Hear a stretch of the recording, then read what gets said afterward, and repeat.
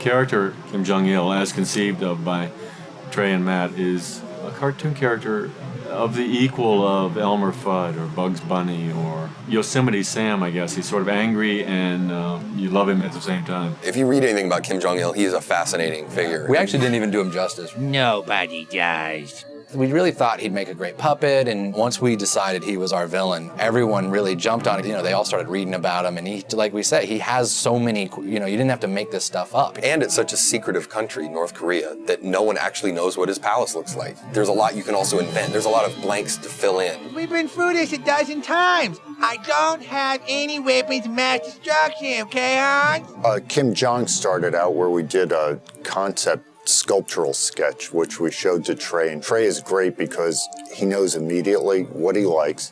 So I showed him the first sketch and there wasn't something quite right.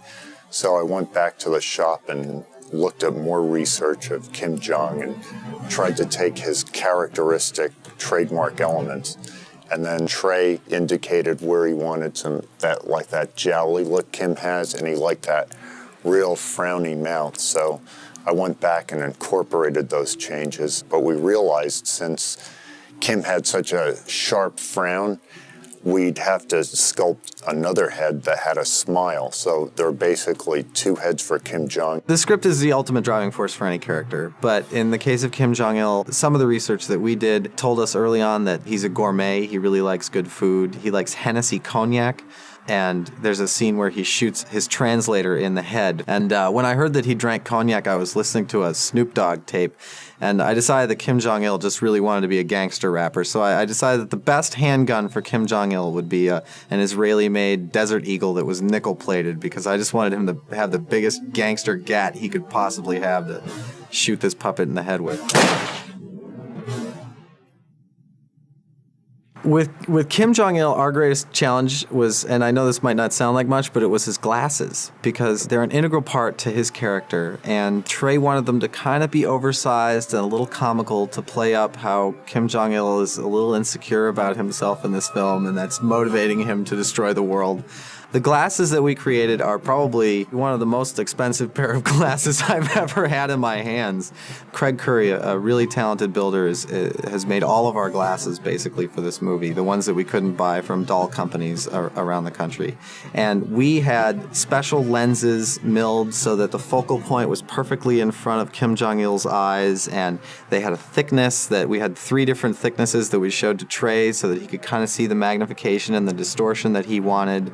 We had to build a pair for Bill Pope, our director of photography, that instead of being straight up and down like this, pitched forward a little bit so that the lenses wouldn't create a ton of glare. So we actually have a couple different versions of those glasses that we can put in depending on the lighting situation. So we have probably at this point at least 4 pair of his glasses. Why aren't more people intelligent like me?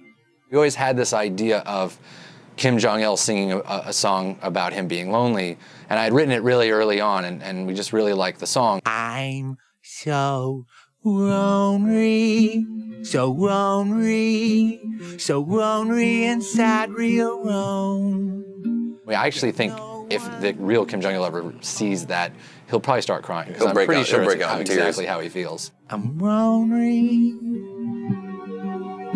a little lonely. He is a huge movie buff.